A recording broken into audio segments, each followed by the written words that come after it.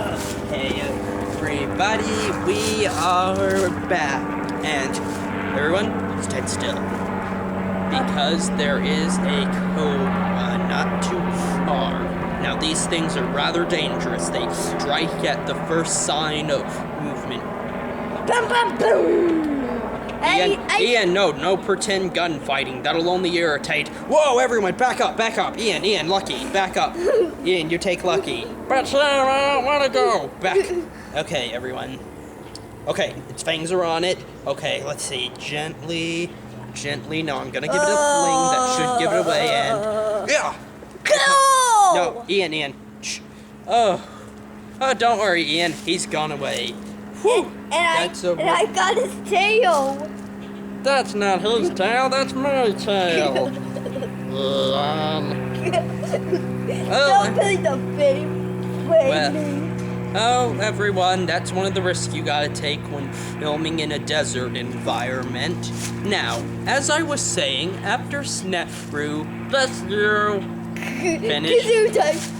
finished his reign, there came the Pharaoh Khufu, who wanted to trump both of them, for he wanted a pyramid that would last the ages, and in a way, it did.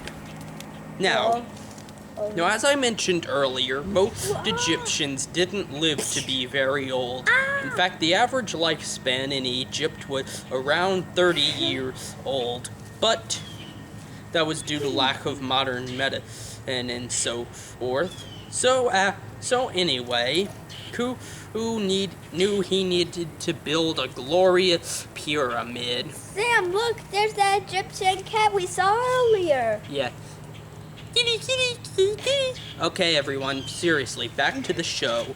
So anyway, Khufu knew he had to build what he had to work with: copper tools and limestone, but he would make it a glorious effort.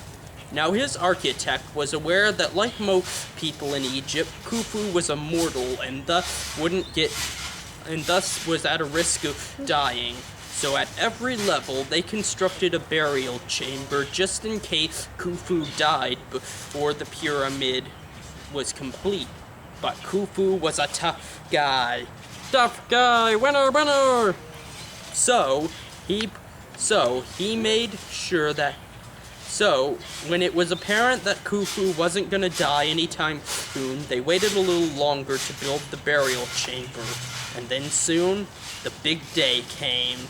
Encased in glorious white limestone, it must have been dazzling in the desert sun. A beacon that could be seen for miles. And on its top, 6 polished granite stones forming a capstone. Now, with all this, Khufu was ready to have laughter in the afterlife. But what about his workers? Slavery! They were slaves, Sam! They probably felt miserable. That's another myth common in ancient Egypt, due in part to biblical overinterpretation, but we'll get around that later. Anyway, Egyptians did not have slaves in the sense we think of them today. They had more serfs. And look, it's that Egyptian king you saw. Alright, anyway, the Egyptians had more of a serf system, to where they worked for the pharaoh, but they had pretty cushy life. They slept on cushions at night, bathed in the crisp waters of the Nile, ate bread, which was very important to the Egyptians. They couldn't have a meal without bread. These days, I couldn't have a meal without meat.